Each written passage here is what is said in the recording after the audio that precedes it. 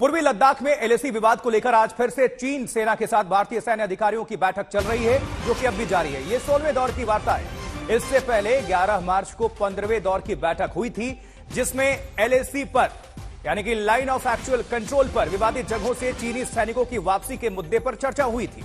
उसी मुद्दे पर आज फिर से सैन्य अधिकारी मुलाकात कर रहे हैं और भारतीय सीमा के चुशूल मोल्डो में यह बैठक चल रही है।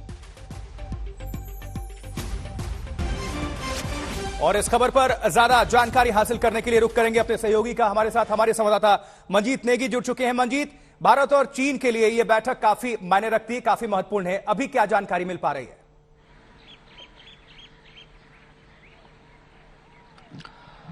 आशुतोष, 16वें दौर की जो बातचीत है सुबह करीब 9:30 बजे शुरू हुई है और खास बात यह है कि ये बातचीत ऐसे वक्त हो रही है जब पिछले कुछ दिनों से चीन की तरफ से भारत की सरहद यानी कि एलएसी के बहुत नजदीक अपने J-11 और दूसरे लड़ाकू विमानों की के साथ उन्होंने एक तरह से घुसपैठ की कोशिश की, एयर वायलेशन की कोशिश की। हालांकि भारतीय वायुसेना के जो लड़ाकू विमान है उन्होंने इस एयर वायलेशन को नाकाम किया है।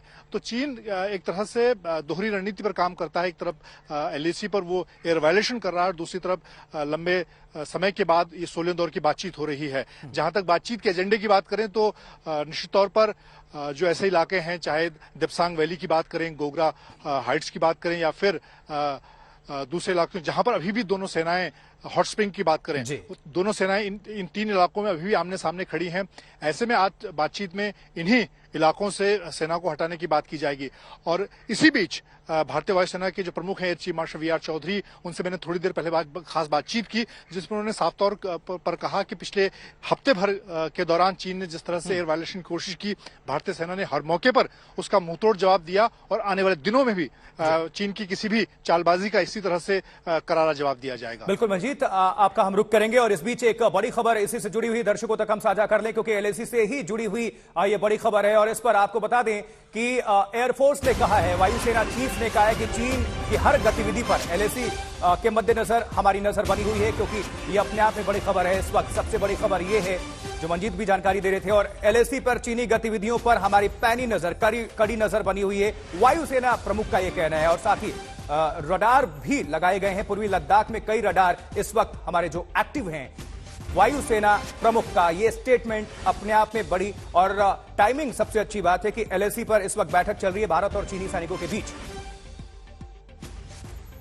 और मंजीत हमारे साथ लगातार जुड़े हुए हैं, लेकिन इस पर आज तक संवाददाता मंजीत नेगी ने वायुसेना अध्यक्ष वी आर चौधरी से एक्सक्लूसिव बातचीत भी की है। क्या कुछ कहना है वायुसेना चीफ का, आपको हम सुनवाएंगे।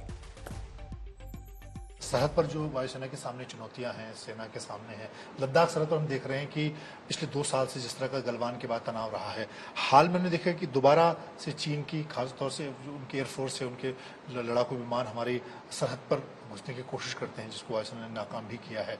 उसको लेकर किस तरह की चुनौती आप देख रहे हैं और ये क्यों इस तरह की चीजें हो रही हैं? गलवान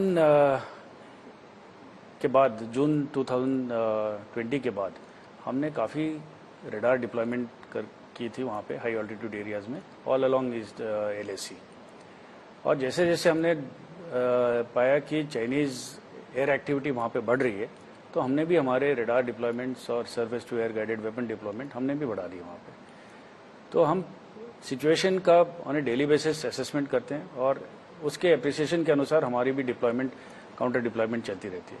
और जब भी हम देखते हैं कि कोई एयर वायलेशन की संभावना है या कोई उनके जहाज उनके एलएसी के उस पार फ्लाई कर रहे हैं, तो हमारे भी जहाज हम यहाँ से स्क्रैम्बल कराते हैं। अभी क्योंकि 16वें दौर की बातचीत चीन के साथ चल रही है, एक तरफ चीन बातचीत की बात करता है, लेकिन दूसरी तरफ इस तरह के एयर वायलेशन की भी कोशिश होती है। उसके पीछे क्या उसकी मंशा हो सकती है और वायुसेना की तैयारी क्या है? क्या हम इस तरह की किसी भी कोशिश को नाकाम करने के लिए हमारी तैयारी पूरी है? बिल्कुल पूरी है हमारी। जैसे मैंने कहा था अभी, हम सिचुएशन को डेली बेसिस पे अप्रिशिएट करते हैं और अगर हमें ऐसा महसूस हुआ कि उनकी एक्टिविटी कुछ ज़्यादा ही बढ़ी है, तो हम भी काउंटर एक्टिविटी करें। आजादी के 75 साल पूरा होने के मौके पर भारतीय वायुसेना कई नए कदम उठा रही है। हमारे साथ air chief marshal V R Chaudhari हैं, सर, आपका स्वागत है आज तक पर। धन्यवाद। आपसे जानना चाहूंगा, एक जो बड़ा इनिशिएटिव था सेनाओं को लेकर, अग्निपथ स्कीम को लेकर, शुरुआत में जो विरोध दिखा, लेकिन अब हम देख रहे हैं कि उसको लेकर तीनों सेनाओं में जबरदस्त रिस्पॉन्स है, खासतौर से वायुसेना में। उसको कैसे आप देखते हैं? पहले तो बताएं कि हमने अनुमान नहीं किया था कि इतनी संख्या में लोग इस स्कीम को देखते हुए एनरोल करेंगे, इसमें रजिस्टर करेंगे स्कीम के लिए। और अभी हमारा अगला चैलेंज है कि जल्दी से जल्दी एनरोलमेंट प्रोसेस ख़त्म करके उनकी ट्रेनिंग शुरुआत करें। और इस स्कीम के तहत से जो फ्यूचर में देख रहा हूँ कि एयरफोर्स में जिस तरह हम ट्रेनिंग करेंगे, जिस तरह हम असेसमेंट करेंगे, जिस तरह हम एयर वॉरियर्स का सिलेक्शन करेंगे, सब में बहुत बदलाव आएगा। और ये स्कीम फ्यूचर के लिए बहुत मायने रखता है हमारे लिए कि हम टेक्नो सेवी लोग जो कि मल्टीटास्किंग कैपेबल होंगे, उनको हम आगे रखेंगे एयरफोर्स में। कुछ आंकड़े आप बता पाएंगे कितने नंबर अब तक आए हैं, और पहला बैच अगर हम देखें तो कब तक अग्निपथ का जो नया अग्निवीर का जो पहला बैच होगा वायुसेना में, कब बाहर निकल आएगा? हमारे 3000 वैकेंसीज के लिए अभी लगभग 7.5 लाख एप्लीकेंट्स आए हुए, और उम्मीद कर रहे हैं कि ये सारा सिलेक्शन प्रोसेस हमारा दिसंबर में ख़त्म हो जाएगा और मिड दिसंबर में हम पहला बैच ट्रेनिंग के लिए इंडक्ट करेंगे। एक नया इनिशिएटिव जो हम जान पा रहे हैं, अक्टूबर में जो वायुसेना की परेड होती है हिंडन में, उसको अब आप देश के दूसरे हिस्सों में ले जाने की तैयारी है। उसके पीछे क्या मकसद है? पहले तो प्रधानमंत्री ने ये इच्छा प्रकट की थी कि जितने बड़े स्तर के इवेंट्स हैं, नेशनल इवेंट्स हैं, ये देश भर के बड़े बड़े शहरों में और गाँवों में ले लिया जाए इनको। तो एयरफोर्स डे एक ऐसा इवेंट है जो कि काफ़ी संख्या में युवाओं को अट्रैक्ट करता है। तो हमने ये इनिशिएटिव लिया है कि इस साल एयरफोर्स डे चंडीगढ़ में मनाएंगे और हर साल एक नई जगह में एयर डिस्प्ले करेंगे। तो 8 अक्टूबर की परेड और उसके बाद में जो फ्लाइंग डिस्प्ले होगा, इस टाइम पहली बार सिविल एरिया के ऊपर होगा चंडीगढ़ में। मेक इन इंडिया, जो कि प्रधानमंत्री नरेंद्र मोदी का एक बड़ा इनिशिएटिव है, और खासतौर से जब आज़ादी के 75 साल अमृत महोत्सव मना रहे हैं, उस दिशा में वायुसेना किस तरह के कदम उठा रही है? चाहे हमने देखा कि LC तेजस को खरीदने की तैयारी थी, और क्या बड़े इनिशिएटिव आप मेक इन इंडिया के तौर पर देखते हैं? पहले तो ये बताऊं कि हमारा प्रयास है कि भारतीय वायुसेना में हर क्षेत्र में आत्मनिर्भर होने का बहुत ही ज़रूरी है। हमें अगले आने वाले 8-10 सालों में हमारा प्रयास है कि जितने भी रडार्स हैं, surface to air guided weapons हैं, हवाई जहाज हैं, सॉफ्टवेयर सिस्टम्स हैं, सब मेड इन इंडिया हो। इसके लिए हमने काफ़ी इंकरेजमेंट दिया है MSMEs को भी, डिफेंस PSUs और मेजर डिफेंस प्लेयर्स जो है इंडिया में।